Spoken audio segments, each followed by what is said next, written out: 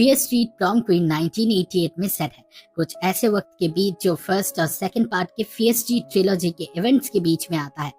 कहानी लगभग वही सेम थीम को फॉलो करती है और हम देखते हैं कि एक किलर बिना किसी कारण के शेडी साइड हाई स्कूल के यंग और इनोसेंट बच्चों की जान ले रहा है। कहानी एक यंग लड़की लॉरी के लाइफ के इर्द गिर्द घूमती है, जिसे उसके क्लासमेट्स बिना किसी गलती के टॉर्चर करते थे और उसकी फैमिली हिस्ट्री को लेके बुली करते थे। लॉरी कभी कभी बहुत ज्यादा अकेली महसूस करती थी, लेकिन अंदर ही अंदर उसे ये भी पता था कि उसके पास अपने डर और पुलिस का सामना करने के अलावा और कोई ऑप्शन नहीं है। तो चलिए जल्दी से देख लेते हैं कि इस फिल्म में क्या हुआ और कैसे उसका असर लॉरी के लाइफ पे पड़ा। ऐसे ही दूसरे वीडियोस देखने के लिए और हमसे जुड़े रहने के लिए चैनल को सब्सक्राइब कीजिए और वीडियो को लाइक और शेयर करना ना भूलें। Thank you. और एक ह्यूज स्पॉइलर वार्निंग के साथ लेट्स मूव ऑन। फिल्म के शुरू से ही हमें पता चल जाता है कि लॉरी ग्रेंजर को उसके क्लासमेट्स ने बुली किया, हरास किया और एक मर्डर से कनेक्टेड होने के कारण उसे भद्दे तरीके से ट्रीट किया, सिर्फ इसलिए क्योंकि उसकी माँ रोज उस मर्डर की प्राइम सस्पेक्ट थी। ऐसा कहा गया था कि रोज ग्रेंजर ने अपने बॉयफ्रेंड का मर्डर कर दिया था, जो सनीवेल से था। पहले रोज प्रॉम नाइट के लिए बहुत एक्साइटेड थी क्योंकि उसे उम्मीद थी कि वो प्रॉम क्वीन का टाइटल जीत सकती है, लेकिन उसके बॉयफ्रेंड के मौत की खबर आने के बाद प्रॉम नाइट की सेलिब्रेशन कैंसिल कर दी गई। रोज के क्लासमेट्स हमेशा उसे दोषी मानते थे कि उसने उनके हाई स्कूल लाइफ के सबसे एक्साइटिंग और इम्पोर्टेंट दिन को बर्बाद किया था। कोर्ट ने कभी भी रोज को गिल्टी नहीं माना क्योंकि उसके खिलाफ कोई पुख्ता सबूत नहीं था, लेकिन इसके चलते नैन्सी फैल्कनर, जो रोज की क्लासमेट और राइवल थी, उसको हर तरह की स्टोरीज बनाने का मौका मिल गया और उसने रोज को बदनाम करने का कोई कसर नहीं छोड़ा। वो इंसिडेंट इतना इम्पैक्टफुल था कि रोज अपनी जिंदगी कभी वापस ट्रैक पे नहीं ला पाई। उस आदमी से एक बेटी होने के बाद भी उसके लाइफ में कोई खास बदलाव नहीं आया। रोज लॉरी से प्यार तो करती थी, लेकिन उसके अंदर एक खालीपन सा था जिसको वो किसी को एक्सप्लेन नहीं कर पाई। साथ ही वो फाइनेंशियली स्ट्रगल भी कर रही थी और अपनी बेटी को संभालने में उसे मुश्किलें हो रही थी, जिसकी वजह से उसके मेंटल हेल्थ पे भी इसका असर पड़ रहा था।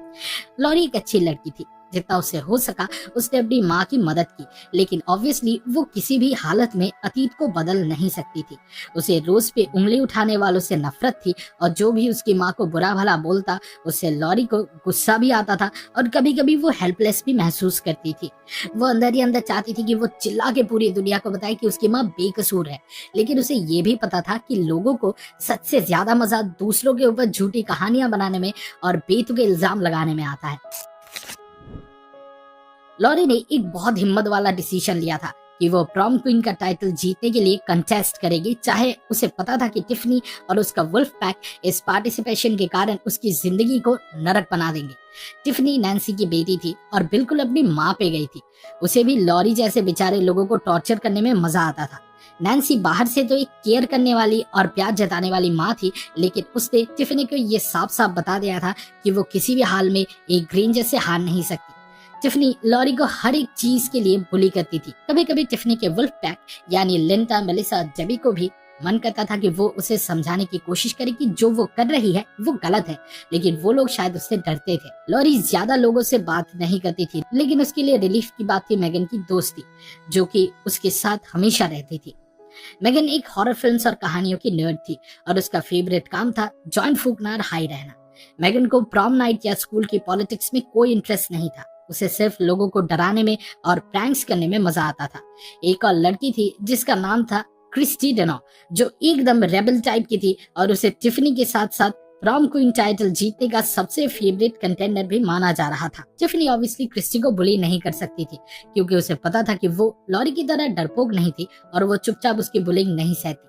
लॉरी ने प्रॉम के लिए अपने पार्ट टाइम वेट्रेस जॉब के मेहनत के पैसों से एक बहुत खूबसूरत सा ड्रेस खरीदा, लेकिन उसे बिल्कुल अंदाजा नहीं था कि उसकी prom night Shadyside high school के लिए एक डरावना सपना बन के रह जाएगा।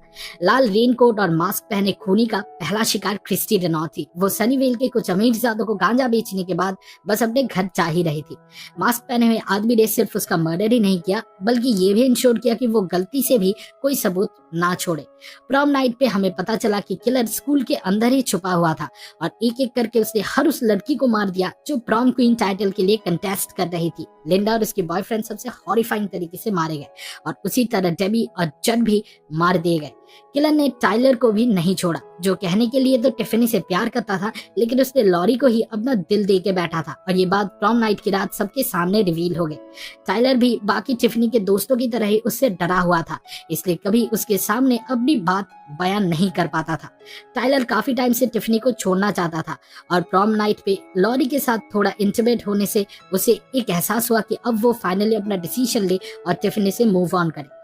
टाइलर ने टिफनी से ब्रेकअप कर लिया, लेकिन कुछ ही मिनट बाद मास्क वाले कातिल ने लॉरी के सामने उसका भी मर्डर कर दिया।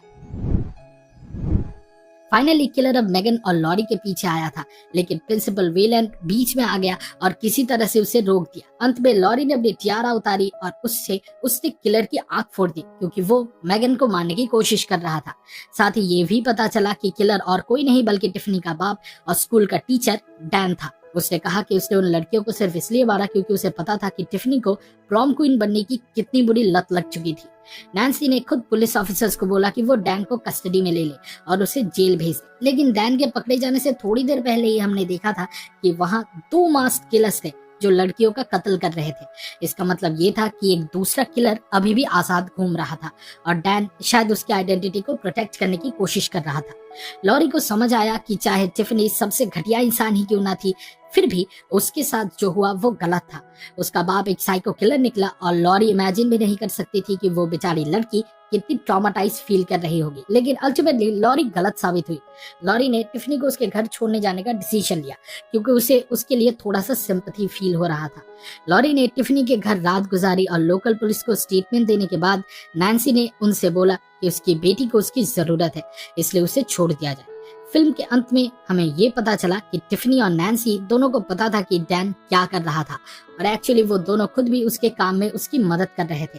टिफनी और नैन्सी दोनों ने मिलकर लॉरी पे अटैक किया और लॉरी को समझने में कुछ पल लगे कि उसके साथ क्या हो रहा है, लेकिन लॉरी ने हिम्मत नहीं हारी और उसने हिम्मत से अपना बचाव किया। इस मशक्कत में टिफनी की फर्स्ट फ्लोर से गिर के मौत हो गई और नैन्सी जब लॉरी को मारने आई तो उसने उस कमीनी औरत का सर फोड़ दिया। लॉरी उस मनहूस जगह से फिर भाग गई और नैन्सी को वहीं मरने के लिए छोड़ दिया। वो अपने लास्ट मोमेंट में भी लॉरी को गालियां देती रही, जो ये दिखाता है कि उसके दिल में ग्रेंजर परिवार के लिए कितनी ज्यादा नफरत भरी हुई थी।